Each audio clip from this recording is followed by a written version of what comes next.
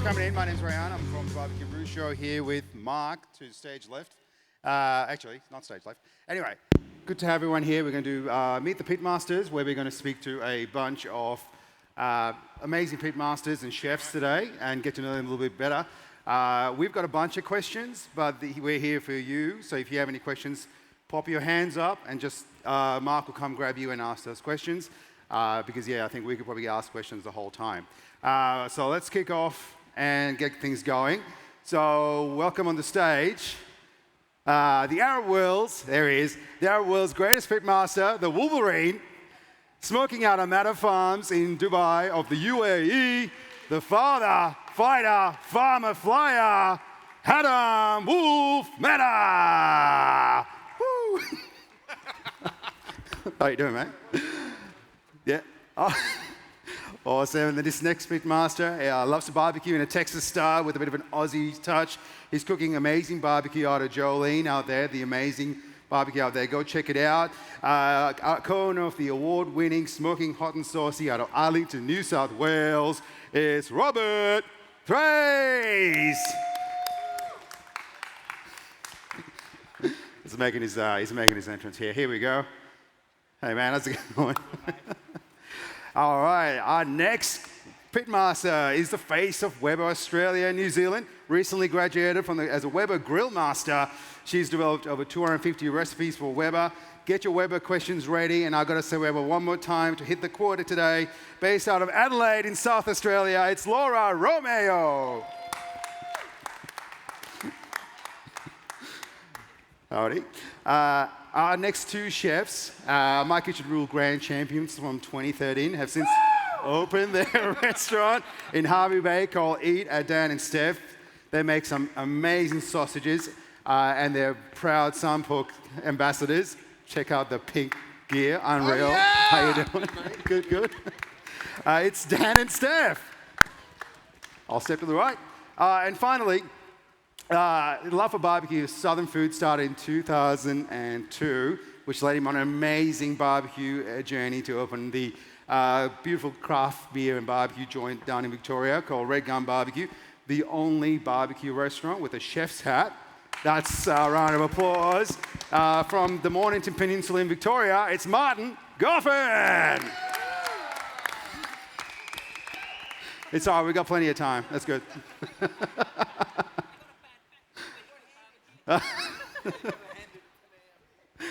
Awesome. I'll kick things off, and as usual, it's a question for sort of everyone. So whoever's got the mic first, get going. So just to start off, just tell us who sort of, I guess, inspired you on your culinary journey. Maybe we start with Hattem, if that's all right. Oh, you did this to me. He handed the mic to me right before you asked the question. he knows the rules. My name's Hattem Mattar. I'm the Arab world's first pitmaster. Got into it by accident because I was hungry, and there wasn't anybody making. It's a true story. I swear to God. There wasn't anybody making brisket in 2014 where I'm from, so I started making it for myself and the crew, and then the crew invited their crew, and their crew invited their crew, and we had strangers showing up to the house asking for brisket, and then it turned into a business, and here I am in Australia. Awesome, man. And I mean, who inspired your culinary journey? At the time, the first time I had brisket, I was working in the oil and gas industry in Houston. And true story, I showed up. I'm Arab, obviously I'm Egyptian. And this was not metropolitan Houston. It was a town outside of Houston called Bastrop. Yep. So I went to the gentleman totally thinking that he would turn me down. And I said, I'd like to apprentice. And he's like, when do you want to start? I was like, what? So I asked my job for a sabbatical. They said no. I quit, which I was married at the time, and my wife was like, "Excuse me, not married now. You can tell."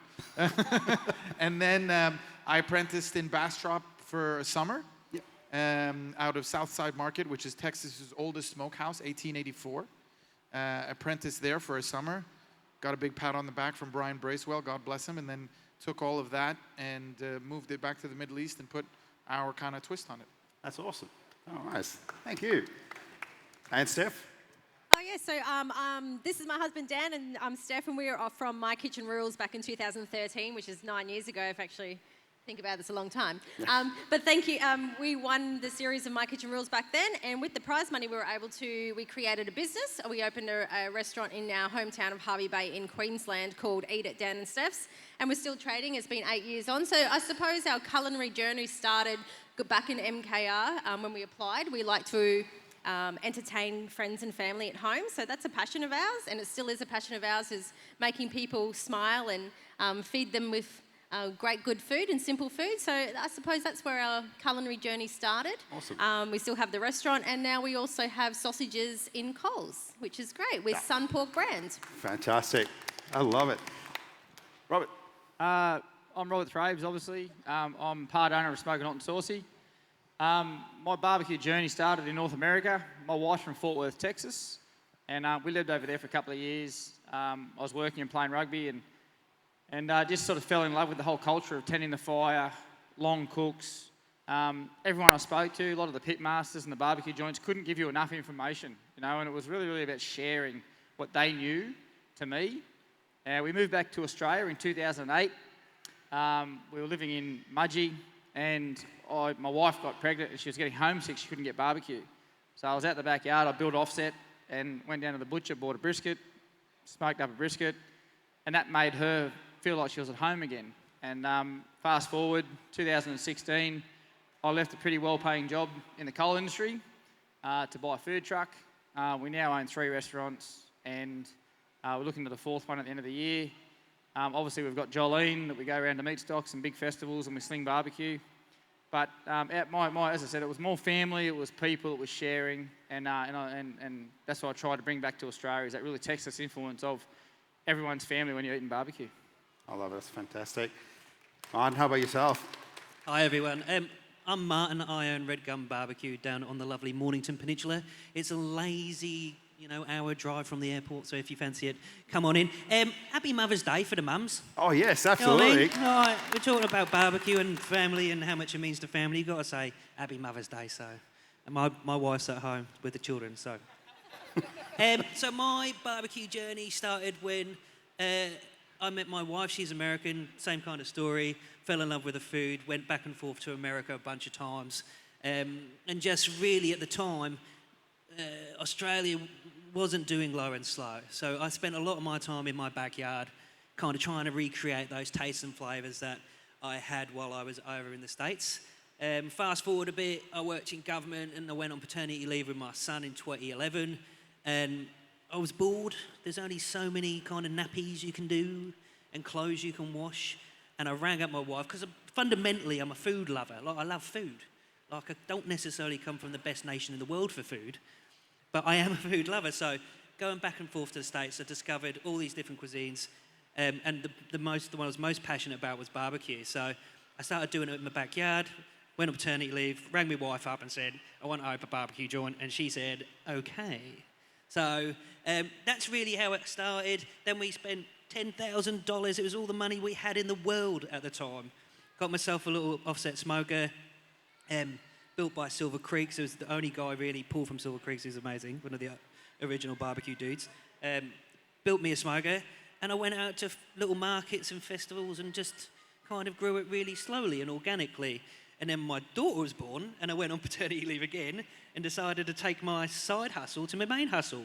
So I spent a year looking for a venue to build it, and I came across this big shed in Red Hill, and the rest is history. We're a B Corp restaurant, so we're the only B Corp restaurant in the country, which is a accreditation for, being good to the world. We've got a chef's hat, so we're the only business barbecue joint in the world who has a chef's hat, and that's an equivalent to a Michelin star, if no one knew, which I'm totally humbled about. And now I'm here, which is amazing. So that's kind of my barbecue journey. Thanks, Martin. That's awesome, man. Hi, everyone. Laura. I'm Laura from Weber. I'm a grill master. My food journey started with my mum and grandma always cooking just amazing meals, having family over. My mum in particular always experimented with different recipes, wanted to just never settled for just a plain recipe. Always wanted to add a twist.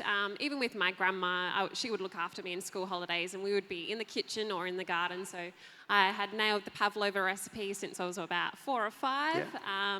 So that's really where it started. Barbecuing though, I saw this job online for a recipe developer role. I didn't know who it was for. And I thought, far out, that is my dream job. I'm going to apply for it. Little did I know, it was for Weber. That's unreal. And I got the job. They wanted someone who was passionate in the backyard, like cooking. They didn't want a chef because they wanted someone who would create everyday meals that people could cook and recreate at home. So I applied for it, got it. And from there, just like the first moment of tasting barbecued food, I was like, holy moly, Batman, this is nuts.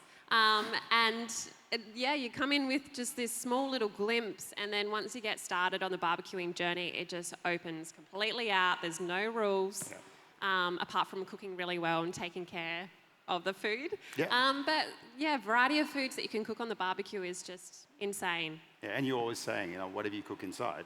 Exactly. Anything that you cook inside in your oven or stovetop or air fryer, cook it outside. I promise it will taste so much better with the flames, the fire, the heat circulating around. It will be amazing.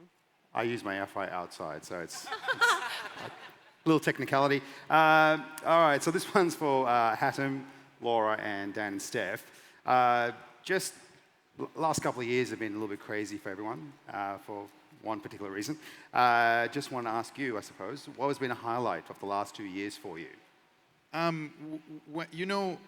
We say where we're from, barbecue is the last analog experience known to man. You can't digitize it. As much as they try to put, if anybody in the crowd, I know nobody on stage does, but if anybody tells you to put a Wi-Fi probe in your brisket to tell you when it's done, unfriend that person in life and on Instagram. That's a lot of friends I'm unfriending right now. Telling you now.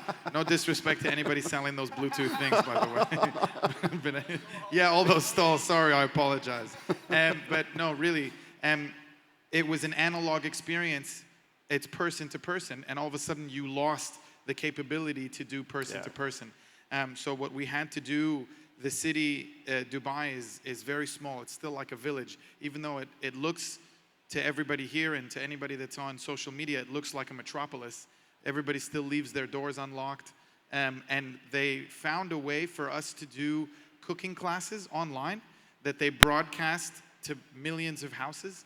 And essentially, we digitized what we would do. We made sandwiches and pretended like we were feeding people. And it was just the kids behind the camera. But we went through the entire process of people standing in line digitally, making the sandwiches, hanging out, and people talking to us through their phones sitting at home, and it was the only way the city could stay connected.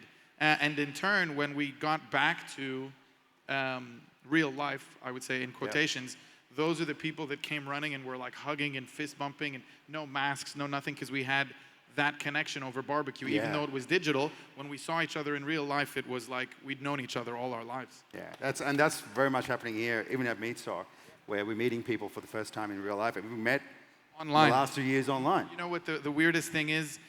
Sometimes you see someone on Instagram and you only know their Instagram handle. Yeah. And then you bump into them in real life and they're like, oh my God, Mattar Farm. I'm like, oh my God, Mermaid82.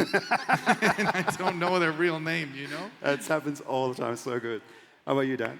Yeah, so we got invited back to do the Fans vs Rivals, like a MKR sort of relaunch, and it was a train wreck. But anyway, at the end of it, we made the grand final, and literally our grand final went to air, and we had these big plans for the restaurant because we only trade morning and lunch, brekkie lunch. So we had these plans to do the nighttime stuff, but feed everyone the dishes that we cooked on MKR. Anyway, COVID kicked in. They shut us down for 2 weeks. We had to refund about $15,000 worth of tickets to people because we couldn't do it anymore.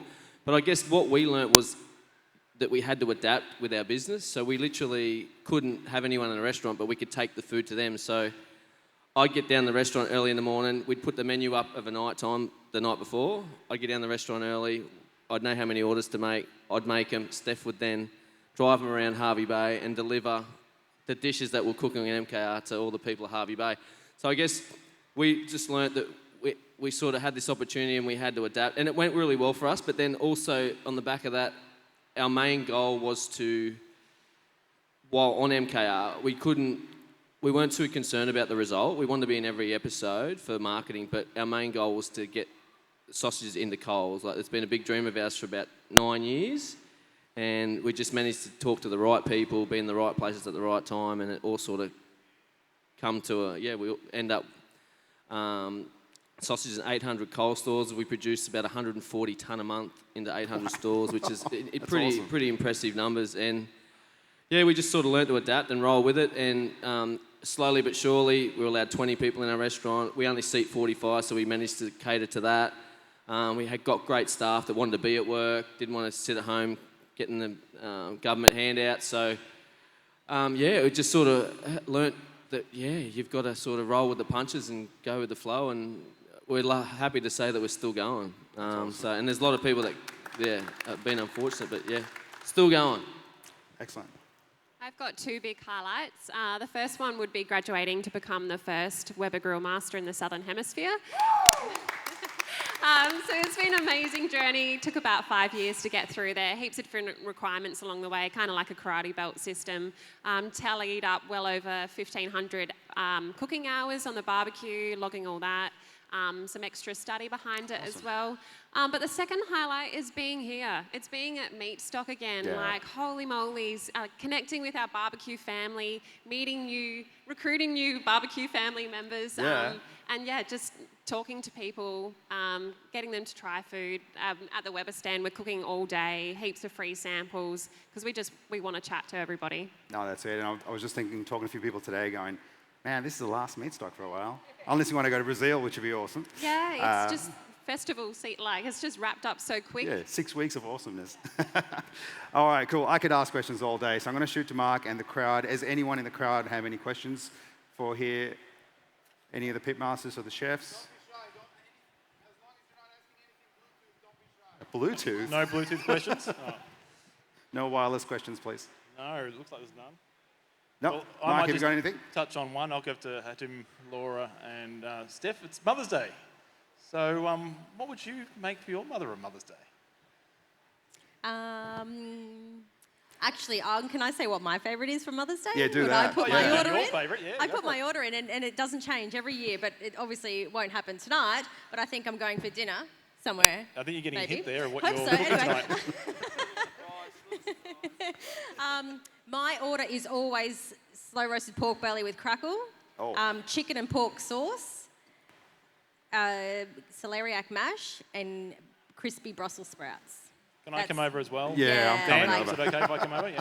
That's my order, and my birthday order too. Love it. And it was Laura, was it? So my mum's no longer with us, but just cooking with her would be a blast. She didn't get to see my Weber journey, so that would be, I know that she'd be looking over me super proud. Yep. But yeah, just anything. Anything, yeah. And was it Hattem? Yeah. Hattem, what would you cook for your mum for Mother's Day? My mom was actually staying with us for 2 months. Now she's visiting, and I'm not allowed in the kitchen if my mom is in the house. Because she's like, when people see us outdoors, we're like, Pitmasters for the UAE, and we're like big deals. That wasn't me. We're like big deals in the kitchen, and then when we come home and I take my apron off, she's like, I know who you are. You're not getting in the kitchen, so I don't dare cook for my mom. When I make something for her, she'll eat, and she's like, yeah, that's nice, but it's just not my mom's cooking. You know what I mean? So that's awesome. Do you have another one, Mark? Hello? There we go. So, as you may know, Ray and I both really love our ribs. What's your tip for someone, I suppose I'd go Rob, Laura and Martin, for someone starting out and having a crack at ribs? How would you prepare them? Will you go first? What ribs are we talking about? Are we talking about... Clearly it's pork ribs. Oh, clearly it's pork ribs. Okay. Okay. St. Louis or baby backs, my brother? Either or? I could go both. You know. You go both? All right. Well, number one, you need to go find yourself a really decent rack of ribs, something with a bit of meat on. What you often find is that you get lots of ribs here which are shiners, where the bone shines through. If you can try and avoid those, that would be great. My other big tip is, number one, I don't like using paper towel to take the membrane off the back. I like to use the chucks, because the paper towel just disintegrates. That's another one. Then what else we got? I had something in my brain just then. 3-2-1. 3-2-1 sucks. Yeah. So there's a 3-2-1 method, which is 3 hours cooking unwrapped, 2 hours cooking wrapped, and then an hour basted. Like, my goodness, they're going to come out a bit dry. Yeah. So what I like to do, I like to use meat probes for pretty much everything. Not Wi-Fi ones or Bluetooth ones, my brother. Just putting that, man. Just an instant read. Get yourself an instant read thermometer. It's the best purchase you'll ever make in barbecue. Without it, you're flying blind. I can't tell if something's done by giving it a wiggle, because I'm not a wizard. So essentially, get yourself a meat probe, a probe with intercostals, which is the muscle in between the bones. And if they read about 165, 175 degrees Fahrenheit, I go into wrap mode and I wrap them. Maybe a bit of apple juice in there, maybe a bit of honey, maybe a bit of brown sugar, butter maybe if you fancy it, and then wrap them up. And then once they read 195, 200, they're a bit tough, 205, they're done. Pull them out, whack them back on the grill for a minute or two, basty, and then let them rest and serve them up. That's how you do it. Cool. Anyway. It's as easy as 3, 2, 1. No, I guess, like, for me, just touching on the 3, 2, 1 method, it's an American method used to cook pork ribs. And basically it comes from the fact that the American size of pork over there is usually slaughtered about 115 to 120 kilos carcass weight. And a lot of the pork in Australia is killed about that 60, 65 kilo carcass weight. So we're half the size, right? So our pigs are half the size.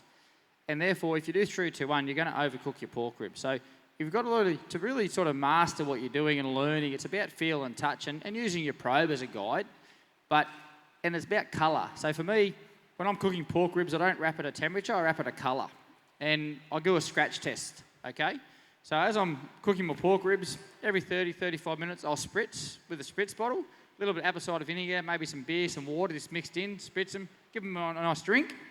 And the idea being, what I want to do is, because the pork ribs are so thin, right, I want to set the rub to the pork ribs. Because if I wrap them too early, all that rub is going to come off in the au jus, and I'm just going to have flavourless pork. So I need to make sure that my rub is set to the outside of my pork ribs. So I'm going to take my finger, and I just scratch across the top of the rib, okay? If the rub stays on the rib, that's when I wrap my pork ribs, okay? That temperature could be from 150 to 175 Fahrenheit. So you're looking about that 50 degrees Celsius to 65 degrees Celsius. And then when I wrap them, I'm looking for a bit of a bend through the foil. Okay, I wrap them in foil, one layer. You can add some liquid, some butter, as Martin said, or you can wrap them naked, depending if they're really thick and fatty ribs, you probably wrap them naked, they won't need any liquid. And then I'm looking for that give in the foil. So that 195 to 203, 205 mark, they start to give in the foil, okay? You can take them off, let them rest.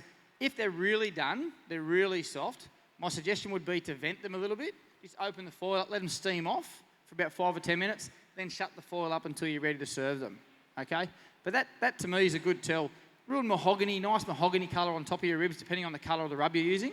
But use your finger, scratch the rub, make sure it hasn't come off on your finger, then wrap them in foil. That's my tip for pork ribs. Yeah, I like the scratch tip. That's good. Yeah, there's heaps of good tips already. Talking about the quality of the ribs as well, there's like two different types. Well, there's a lot of different types that you can get, but the main ones are like the baby backs, which are closer to the spine. They've got a curve to them. They can be a lot leaner because they include some of the loin meat as well, which doesn't have much marbling through. But then you have the St. Louis in front, which come around more to the front of the rib cage and include some of that extra belly fat. So that's what I really like is the St. Louis there. Yep. They're delicious. Do not buy the marinated ribs from anywhere. Yeah. 100%. Start with a nice, decent rack without the shiners, plain ribs. Selling marinated ribs.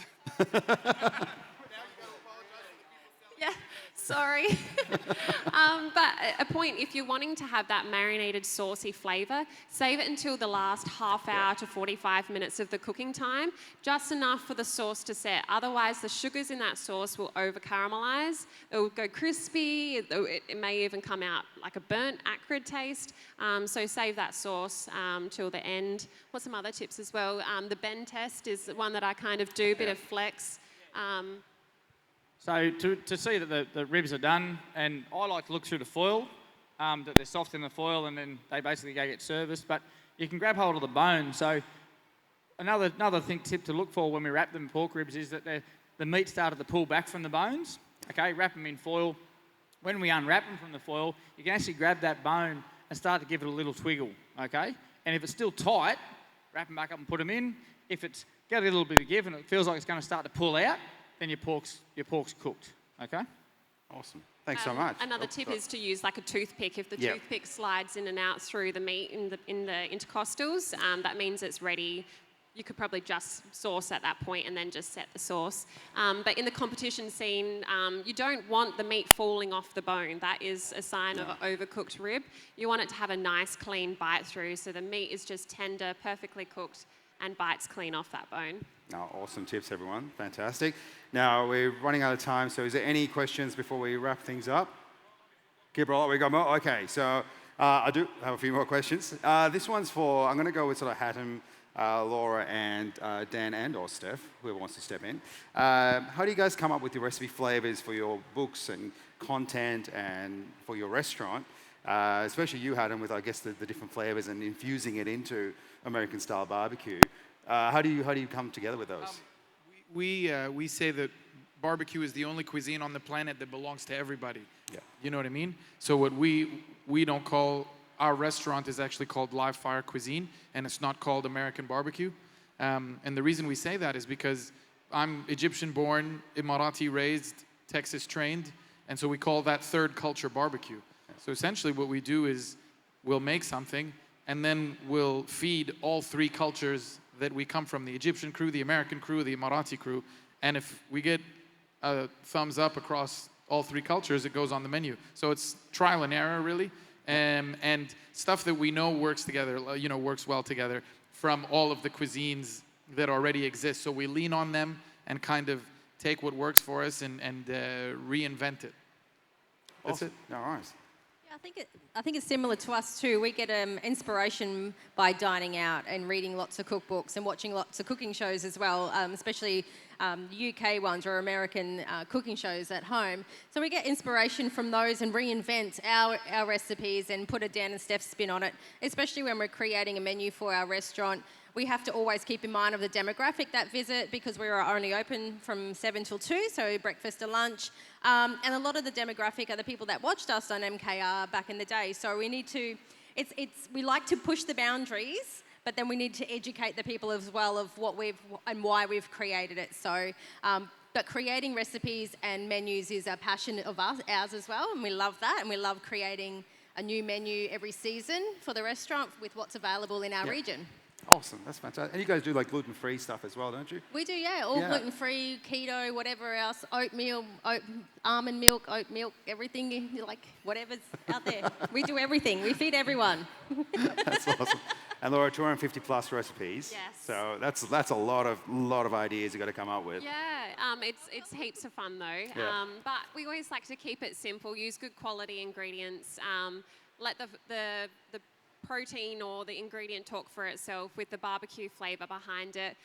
For me personally, whenever I'm creating a recipe, I'm looking for a journey of flavour in my mouth or a journey of textures. I love Vietnamese food where you've got the fresh herbs and the meat, the salty, the sweet, maybe some crunch on top. But even I've just gone through a whole project of creating rubs and seasonings with Weber, and they have turned out awesome. But just for example, our steak seasoning, it starts off a little bit salty with a bit of pepper, but then the herbs come through and then you're just left with heat. So always looking for this like initial flavour, middle flavour, and then lasting flavour. Because that's what makes you interested, you want to keep eating more. So I think just that attention to detail, balance of flavour, but letting the ingredient or protein shine. No, that's fantastic. And I think that's the key, like getting the protein to shine. I had some prawns yesterday. The guys from Cheap Meats made, and it was just, I think, the simple herb flavour on it. Yeah. It's fantastic. Yeah. Fantastic. This one's, we're just going to go with Martin, Rob, and back to Hattem again. Obviously, I mean, you guys on stage here all inspire us in some way, shape, or form, and especially from a barbecue journey point of view and culinary journey. Who inspires you, and where do you get your inspiration out there? And who do you look and go like, oh, that's amazing barbecue? This one's really easy. I went and cooked at a place called Southern Soul Barbecue in Georgia, on a little island, St. Simon's Island. And there's a chap called Harrison Sapp, who is the main pit guy there, and he inspires me because I went and worked with him, and I saw the work ethic and the effort and energy that goes into creating amazing barbecue every day I was there. And then everyone else, you kind of, you know, restaurateurs, people who work creating this food, which isn't easy in the sense it's physically hard if you do it right. Like, my barbecue joint is very traditional. Like, it's not Texas, I wouldn't say, but we draw inspirations from all the different regions of American barbecue. So this Texas-style brisket, it might be, you know, my cornbread, the same recipe that comes from my wife's grandmother, you know, who came from Norfolk, Virginia. You know, so it's family recipes, it's individuals in the barbecue scene who I really dig and enjoy, and that's really where I get it from, to be honest with you. That's my inspiration. Plus, I just love to cook. So I turn up every day to work and love to play around with things and get inspired by the things around me and people. I still remember the first time I saw Martin in Melbourne at Meet the Pitmasters, and he rocks up and he's just covered in like brisket oil and it was just covered in food. I'm like, man, this guy's been working all night, so he definitely loves to cook. Rob? I guess the people I look up to and sort of try to aspire to be, a lot of the stuff we do is like family recipes as well. So my wife's uncle, he cooks and competes in Texas and in Louisiana. So a lot of the recipes we use come from Johnny, so Johnny Lee Johnson. And then we actually, when we're living in Texas, we visit Austin a fair bit because I played rugby all over America.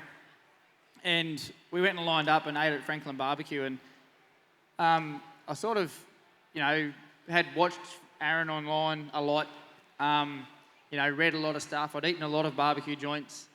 We lined up, we were there for 5 hours in line. We met people from all walks of life. We had a cooler of beer, we played cards, kicked the footy around, threw the footy.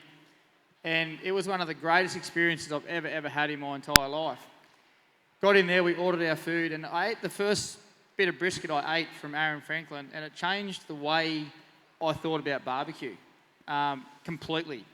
I'd eaten some good barbecue up until that point. Now, Aaron Franklin and Franklin Barbecue in Austin, Texas, isn't the best barbecue joint I've ever been to. It's the best brisket I've ever eaten, okay? The best barbecue joint, another person I look up to very, very highly on my list of people is Clay Cowgill. He works at Snow's Barbecue. So he's a pitmaster out there alongside Tootsie Snow. He cooks all the briskets out there. This guy, if you ever go to Snow's Barbecue, again, you'll wait in line probably 4 or 5 hours to eat barbecue, and it is worth it. It is the best barbecue joint I've ever been to all across America and across this world, and it's something I aim to be every day I cook meat, is to be something like Snow's Barbecue. Tootsie's a fantastic lady, does a fantastic job. But there's this guy in the back there running those pits every day. He starts at Friday at 2 o'clock in the morning and he finishes at Sunday when he washes up the last dish before he goes home. And he looks like he has worked a 7-day week. It looks like he's come out of a coal mine. He's covered in ash, he's covered in grease. And every week he turns back up and keeps doing it. And that's why I turn back up every week and keep doing it. That's awesome.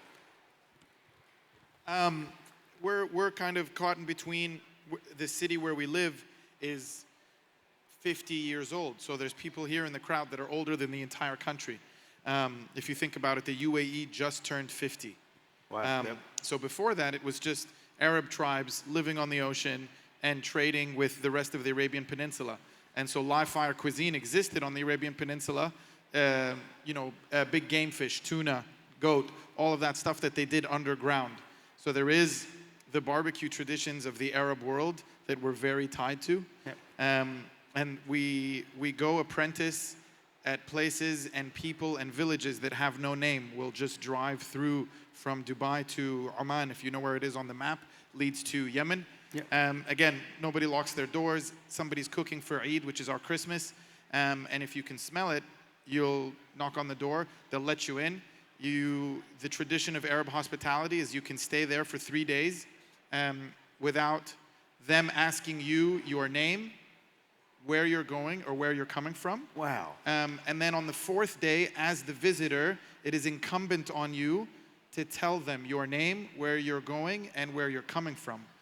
So that tradition still exists. Wow, that's unreal. And during the times that we have time off, we'll travel the peninsula and stay with strangers, watch how they cook, take a jar of their spices home, and then we'll take that back and, you know, meld it together. It's always a very humbling experience because it's, you know, what the Western world sees for the Arab world isn't real life. The Pitmasters in those villages are women. And they can, you know, they can build a fire. They're the ones that caught the fish. They're the ones that dug the pit. And the guys are standing around, they're like, get out of here. You know what I mean? They're the ones doing most of the grunt work. And they're very humble. And then at the end of the day, we'll exchange contact information, but we'll most likely never see them again. Wow, that's amazing. That's fantastic. Thanks so much for sharing that. Now, before we wrap up, just if you just want to let us know where we can find you and what you're doing today, so that people can come say g'day and go from there. We'll start with you. I'm just chilling out, man. Like, I'm not cooking barbecue this weekend, so I'm just cruising around the festival. If you see me, say g'day. And then I'm going home later. So, but you'll find me in Red Hill at Red Gum BBQ in Victoria on the Mornington Peninsula. Awesome. Well, you go, mate. Yeah, so we're doing a cooking demonstration at 11:45, and we're going to showcase how to do porchetta at home. You can also find us at the Big Pink Tent, Sunport, where we're sampling our sausages all day, but also too we're selling some beautiful, really thick baby back ribs as well for you to take home. And we'll be sampling the porchetta that we roll on stage as well. So come and see us at the Sunport, Big Pink Tent, can't miss it. Yeah, have a great day. Absolutely. I reckon, don't miss the porchetta demonstration too. You guys do an amazing job with that. How about you, Hattem? I'm not cooking today. I did all of the lamb pita pockets. If you guys want to come hang out at Two Smokin' Arabs, obviously, that's where else would I be? We're going to be at the Two Smokin' Arabs tent, hanging out. Come say hello. We've got smoked lamb shoulder in a pita pocket with garlic, mayonnaise, pickled onions, and all of the dressings. Yeah. Love it. Love it. I'll be hanging out at the Big White Smoke at Jolene, running around, taking meat in and out. We're also competing, so every hour on the hour we're going to throw handing boxes in and see if we can win a trophy. Awesome. Haven't competed for a while, so it's a bit rusty, but we're going to try and do our best. Smoking hot and saucy, come and get a feed. Beef ribs, brisket, pork shoulder and hot link today. Outside of Meastock, you can find us. We've got a location at the brewery in Penrith. We've got The Lot, which is our food truck restaurant up in Newcastle. And we've just recently opened up a new restaurant in Broke in the Hunter Valley wine region. So we've got a winery, brewery and barbecue joint up there. So find us online on Facebook. Come and eat some food. Excellent. I'll be at the Weber stand. Really? Surprise, surprise. We've got heaps going there. Of course, cooking a lot of food. Anything from beef ribs, beef cheeks, pizza, whole range of chicken thighs, steaks. If you haven't tried just steak off of a Weber, come try it. We've also got presentations all day, like hot wing challenge, competitive eating. We're having lots of fun over there, so come check us out. I think Whole Smash Food's coming over as well. It Yeah, is. that's going to be awesome. We may have just missed it though. Oh, did we? Or maybe just, head straight over if you're keen to see that one. Cool, no worries. All right, thanks everyone for coming on stage with us. Thanks everyone for listening in. And just a quick round of applause for all the pitmasters and chefs. We got Hattem, Robert Thraves, Laura Romeo, Dan Stef, and Martin Goffin here. Thank you, everyone.